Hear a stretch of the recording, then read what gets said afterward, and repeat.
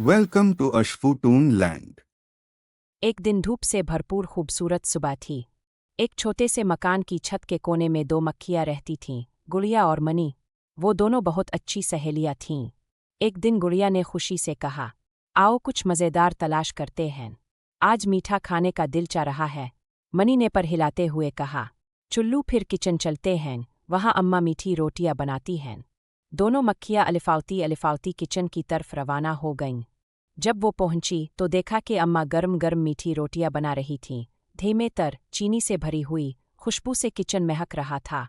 गुड़िया ने खुश होकर कहा, वाह, क्या खुशबू है। चुपके से रोटी का एक कोना चुकेती है।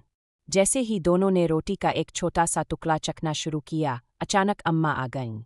अरे ये मक्खियाँ, अम्मा ने कहा, लेकिन फिर मुस्करा कर बोले, चुल्लू कोई बात नहीं, रोटी सबके लिए है। अम्मा ने मोहब्बत से रोटी का एक छोटा सा टुकड़ा दोनों मक्खियों के लिए रख दिया।